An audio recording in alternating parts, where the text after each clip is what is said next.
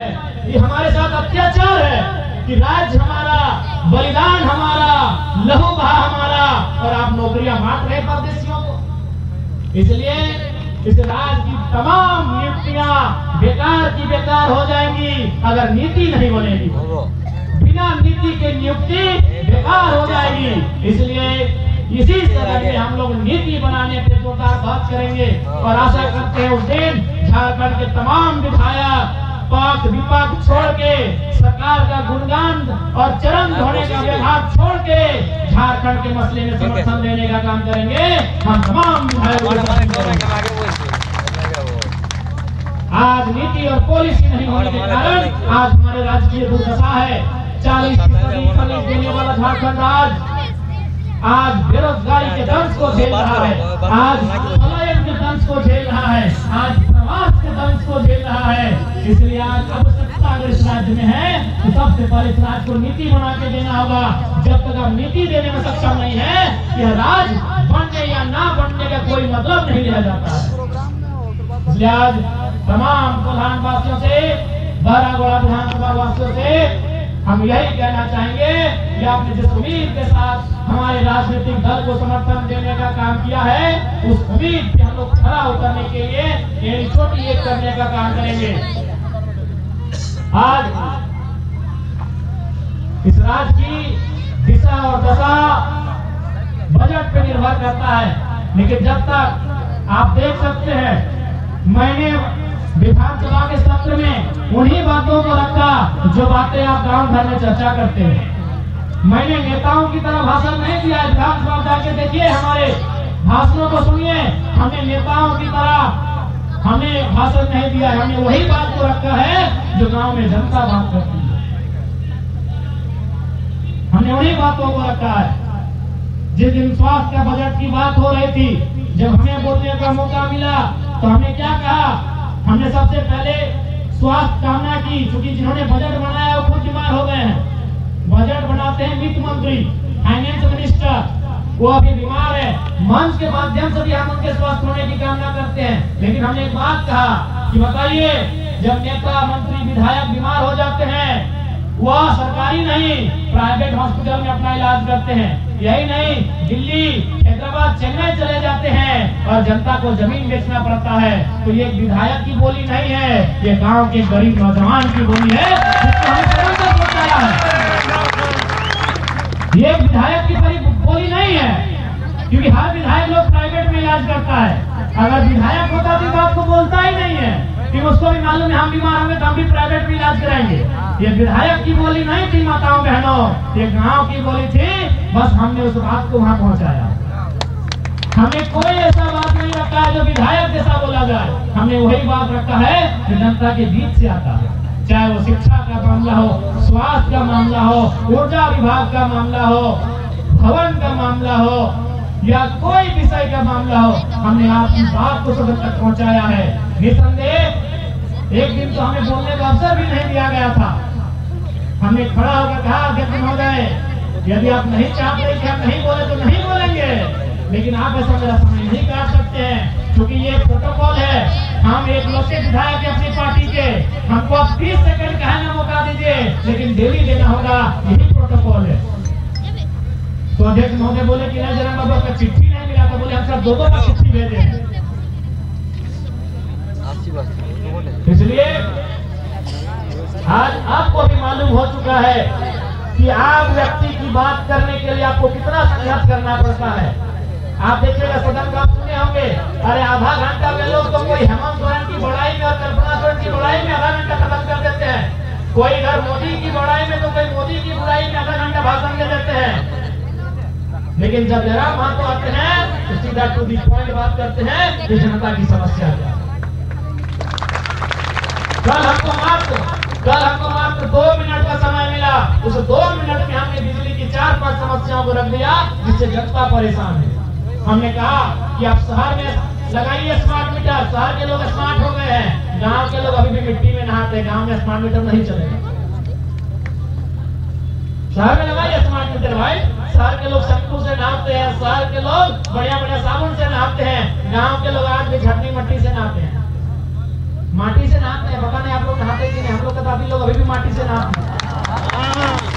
हाँ, तो हम बोले गाँव में ये स्मार्ट नहीं चलेगा, गाँव के लोग मिट्टी से नहाते हैं, इसीलिए गाँव में इस पे विचार कीजिए। स्मार्ट मीटर के नाम में हमारा बिल ज्यादा आता है, हमारा बिल ज्यादा आता है, परेशानी होती है।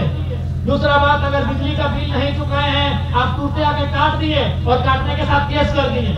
हम इस बात को भी उठाया कि आप केस नहीं कर सकते हैं, आप कम से कम उसका स्पष्टीकरण मांगिए कि कोई वायलेंट विषय नहीं है। बिजली में अगर बिजली बिल ज्यादा हो गया है या कोई चोरी छुपे जला लिया है तो वायलेंट विषय नहीं है, वो सिविल विषय है। तो आप कम से कम उससे स्पष्टीकरण मांगिए, उसके बाद आप केस करने का काम कीजिए। तो इसलिए आज इस राज्य के जो भी ज्वलंत मुद्दे रहे हैं, उन मुद्दों को सदन में, और हमें लगता है कि आज हम ये अपनी बड़ाई नहीं कर रहे हैं। झारखंड का ये 6ठा विधानसभा चल रहा है, इससे पहले भी 5 विधानसभा चले हैं। इससे पहले लोग विधानसभा का बहस जिस चैनल में होता था ना, उसका नाम तक नहीं जानते थे। अब 11 बजे लोग मोबाइल लेके बैठ जाते कि आज क्या बहस होगा, ये जयराम महतो की देन है। इससे पहले विधानसभा में जो भाषण होता था वो किस चैनल में चलता था मोबाइलिया में, तो कोई नहीं जानता था। जानते थे? बताइए तो कितने लोग इससे पहले विधानसभा का लाइव डिबेट सुने हैं? कोई नहीं। आज इस राज्य के माहौल को एक नौजवान आके बदला है। तो निसंदेह जिस दिन 4, 5, 10, 12 नौजवान ऐसे चुन के विधानसभा में जाएंगे, पूरे राज्य का माहौल बदलेगा, ये आपको बताना चाहिए। राज्य के जनमानस जिन समस्याओं से परेशान है, उनका समाधान होना बहुत आवश्यक है। आज भी हम लोग मूलभूत सुविधाओं से वंचित हैं। अरे हक, हुकूक, नौकरी, नियोजन, टेंडर, संविदा तो अलग बात है, संवेदक तो अलग बात है। आज भी हम लोग शिक्षा, स्वास्थ्य, सड़क, बिजली, पानी जैसी मूलभूत सुविधाओं से वंचित हो गए हैं। इसलिए आवश्यकता है विजनरी लीडर की इस राज्य में, जो आने वाले 20 सालों का, 50 सालों का विजन रख के आए कि अगर आज ये काम होगा तो 20 वर्षों बाद ये परिणाम होगा। लेकिन आज ये लोग तो कभी कभी इनके व्यवहार से ऐसा लगता है कि अगर इनका बस चलता तो सदन नहीं है चलता।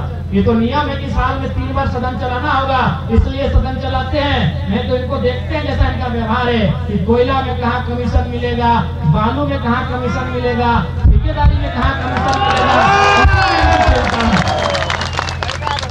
झारखंड के राजनेताओं की चिंता यही है कि इस बार 2 गो घर है, अगला बार मेरा घर 4 गो कैसे बन जाए। इस बार 1 गो जिला में घर है, अगला बार 4 गो जिला में जमीन खरीद के घर कैसे बना ले। यही हमारे राज्य के विधायकों की, सांसदों की चिंता है। जिस दिन वो जनता की चिंता करेगी, हमें लगता है कि जनता को अपनी चिंताओं की चिंता करने की जरूरत ही नहीं पड़ेगी।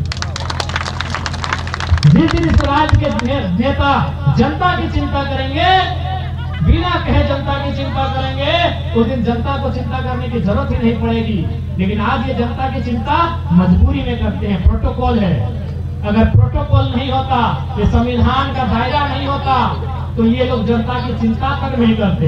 ये लोग चिंता करते कि हमारे बाद हमारे बेटवा विधायक कैसे बनेगा, हमारी पुतैया सांसद कैसे बनेगी, हमारे बेटवा को ठेका कैसे मिलेगा, उसको कैसे टाटा में रखवाएंगे, यही चिंता वो करते। लेकिन आज ये प्रोटोकॉल होने के कारण सदन लग जाता है, प्रोटोकॉल होने के कारण सवाल का उत्तर भी मिल जाता है। अगर शायद प्रोटोकॉल नहीं होता तो शायद ये लोग चिंता तक नहीं करते। 2-4 मंत्री हैं जो गंभीर दिखते हैं, 2-4 विधायक भी हैं जो गंभीर दिखते हैं। बाकी लोगों का बस चले तो सदन चले ही नहीं, घर में रहे और अपना कमीशन लेके कमीशन से। तो निसंदेह बदलाव आया है, बदलाव जरूर आएगा, क्योंकि बदलाव सरकार का नियम है। अगर बदलाव नहीं होता तो आप सोच के देखिए।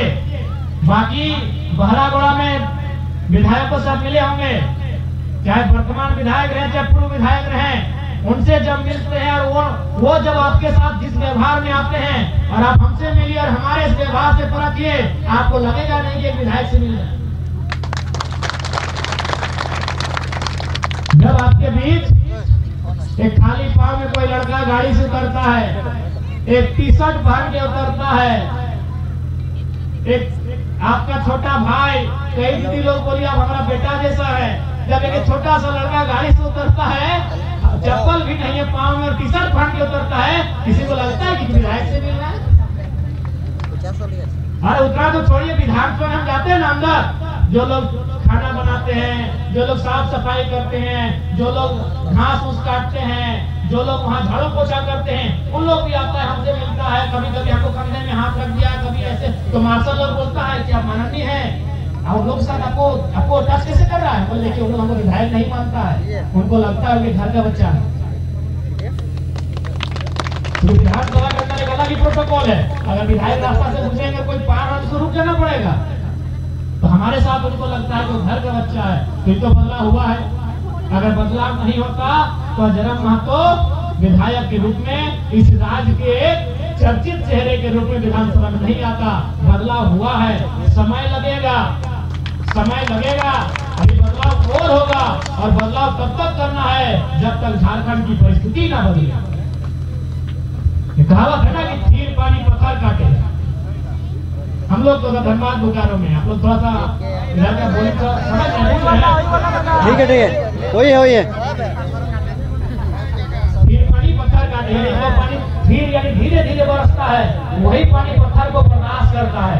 तो थोड़ा समय लगेगा, खीर होके रहना पड़ेगा, जरूर हम लोग परिस्थिति को बदलेंगे, क्योंकि झारखंड वीरों की धरती है, कोल्हान अमर शहीदों की धरती है। जब जब अंग्रेजों ने हम पर नजर उठाई है, तब तब चाहे वो ढाल भूम हो या मान भूम हो या सिंह भूम हो, अंग्रेजों को छठी का दूध याद दिलाया गया है। ये वही धरती है। आज झारखंड बना है। जब अंग्रेजों के काल में से हम क्या कहते थे, इधर पुरलिया तरफ मानभूम बोलते थे, ढालभूम बोलते थे, सिंह भूम बोलते थे कि नहीं? तो अंग्रेजों के इतिहास को पढ़िए। अंग्रेज जब कलकत्ता को जीत लेते थे, अंग्रेज जब बिहार को जीत लेते थे, तब वो झारखंड आते थे और झारखंड के लोग उन्हें दौड़ा दौड़ा के मारते थे। ये वो गौरवशाली भूमि है कि नहीं? बताइए। अंग्रेजों ने बैटल ऑफ बक्सर का युद्ध कब जीता था? 1764 में। अंग्रेजों ने बैटल ऑफ प्लासी का युद्ध कब जीता था? 1757 में। और यही ढालभूम मानभूम में रघुनाथ महतो के नेतृत्व में 1769 में अंग्रेजों को हम लोगों ने दांत खट्टे करने का काम किया था। तो जब जब अंग्रेज बिहार बंगाल को हरा के झारखंड आते थे, तब तक 2 लाख खा के जाते थे। ये गौरवशाली भूमि है। इस भूमि ने हमेशा प्रतिकार किया है, इस भूमि ने हमने अधिकार के लिए हमेशा संघर्ष किया है। लेकिन आज समय के साथ ये भी सत्य है, क्योंकि हमने एक बहुत लंबी लड़ाई को लड़ा है। ये भी सत्य है कि लड़ते लड़ते हम हारे हैं, लड़ते लड़ते हम आज थक गए हैं। ये भी सत्य है, क्योंकि हमने बहुत लंबी लड़ाई लड़ी है। इसलिए आज हमें, क्योंकि हमने एक जनरेशन ऐसा देखा जहां जब बहुत ज्यादा संख्या में हमारे पूर्वज शहीद देने होने लगे, तो उसकी अगली पीढ़ी बोली कि अब युद्ध से नाता मत रखिए, छोटे छोटे बच्चे हैं, इनका भविष्य क्या होगा? तो बीच में एक समय आया जब हमने समझौता कर लिया, क्योंकि सवाल अस्तित्व का था कि अस्तित्व हमारा कहीं समाप्त न हो जाए। सवाल ये था, कभी कभी अस्तित्व को बचाने के लिए समझौता करना पड़ता है, तो कभी कभी अस्तित्व को बचाने के लिए संघर्ष करना पड़ता है, तो कभी कभी अस्तित्व को बचाने के लिए अपनी गर्दन तक कटानी पड़ती है। तो हमने बीच में निर्मल महतो, खासकर हमारे निर्मल महतो की शहादत के बाद एक बार दौर थम गया। हम लोग उसके बाद लगातार शांति तरीके से झारखंड, और एक वास्तव में कहा जाए तो 87 के बाद से तय हो गया था कि झारखंड मिलना ही मिलना है। 2007 में हालांकि सुनील महतो की शहादत हुई, लेकिन उसके बाद हम लोगों ने भी परिस्थिति के साथ कंप्रोमाइज कर लिया कि हमने बहुत लड़ाई लड़ी है। लेकिन आज हमें लगता है एक बार पूरा झारखंड को अपने उस आक्रामक व्यवहार को अपने अंदर लाने की आवश्यकता है। आज देख सकते हैं इस राज्य की परिस्थितियां क्या है, आज किस प्रकार से यहाँ गलत कार्य करने वालों की मनमानी बढ़ गई है। ऐसी परिस्थिति में आज एक बार फिर से आवश्यकता है झारखंड के लोगों को अपने अंदर आक्रोश को समाहित करने की। और इस बार चाहे राज्य की सरकार नीति अगर ना बनाए, तो आवश्यकता है इस बार अपनी आवाज को जोरदार तरीके से बुलंद करने की, क्योंकि ये सवाल फिर से अस्तित्व पे आके टिका है, ये सवाल हमारे भविष्य पे आके टिका है। आज आप देख सकते हैं एक समय टाटा की क्या परिस्थिति थी, जिसे हम लोग साक्षी कहें, मांगो कहें, बिष्णुपुर कहें, आज झारखंडियों के पास वहाँ एक रोजगार नहीं बचा है। बड़ी मुश्किल से डरे स्वामी अगर कहीं है तो आने वाला दिन ये व्यवस्था कायम ना रहे, इसके लिए भी सचेत होने की आवश्यकता है। उसके लिए नीति बनना आवश्यक है, उसके लिए नियम बनाना आवश्यक है। इसलिए आज चाकुलिया की इस पावन धरती में आज उपस्थित तमाम अभिभावकों से, तमाम नौजवानों से, तमाम माताओं बहनों से हम यही कहना चाहेंगे कि जब जब आप पे आँच आएगा, हम ढाल बन के खड़ा रहने का काम करेंगे। ये आपको कह के जाते हैं। एक बात जरूर कहेंगे कि हमारा घर यहाँ से काफी दूर पड़ता है और एक दिन में हमको कम से कम धनबाद जिला, गिरिडीह जिला, बोकारो जिला और हजारीबाग जिला का 10 को विधानसभा देखना पड़ता है। 5 को तो निश्चित ही एक दिन में हमको घूमना पड़ता है। तो इसीलिए हो सकता है आने में लेट होगा, लेकिन यदि हम सुने आप मुसीबत में हैं तो आपको वचन देते हैं हम जरूर आएंगे। हो सकता है सिंहभूम वासियों हम आपके वैवाहिक कार्यक्रम में ना आ पाए, हो सकता है आपकी बेटी के, आपके बेटा के शादी में ना आ पाए, हो सके आपके बच्चे के बर्थडे में ना आ पाए, लेकिन अगर आपका पसीना छुएगा हम जरूर आगे खड़ा होंगे। ये आपको कह के जाते हैं ये आपको हम कह के जाते हैं, यदि आपका पसीना छुआ तो हम जरूर आके खड़ा होंगे। आपके घर में ब्याह शादी में अगर नहीं आ पाए तो माफ कीजिएगा, लेकिन अगर आपका पसीना छुआ, आप मुसीबत में पड़े और हम अगर नहीं आ पाए तो आप उस समय हमारा भी विरोध कीजिएगा, हम बुरा नहीं मानेंगे। निसंदेह हम आएंगे। आने में एक आध दिन का देरी हो सकता है क्योंकि हमारी सीमा अलग हो चुकी है, हमारा क्षेत्र अलग है, लेकिन हम जरूर आएंगे। आपके आंच जब भी आएगी हम जरूर ढाल बन के खड़ा रहेंगे और इस बात को जरूर कहेंगे। आज अभी विधानसभा का सत्र चल रहा है, आप लोगों के माध्यम से जो शिकायत के जो सुझाव आया है, निसंदेह हम विधानसभा के पटल में या तो मौखिक रूप से या तो लिखित रूप से देने का काम करेंगे।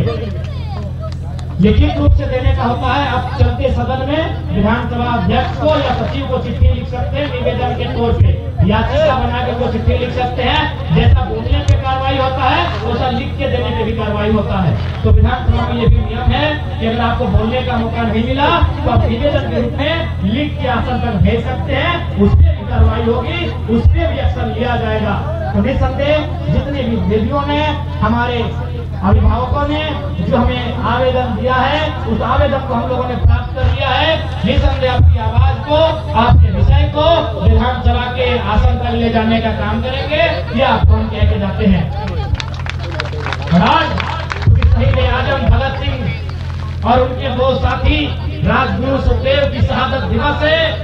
राज्य को उनके विचार जानने चाहिए। भगत सिंह कहते थे कि आजादी हम अंग्रेजों से तो ले लेंगे। भगत सिंह ये मानते थे कि आजादी हम अंग्रेजों से ले लेंगे, लेकिन अंग्रेजों के बाद ये आजादी कहीं भूरों के पास ना रह जाए। भूरों का मतलब है अमीरों के पास ना रह जाए, धनी लोगों के पास कहीं आजादी ना रह जाए।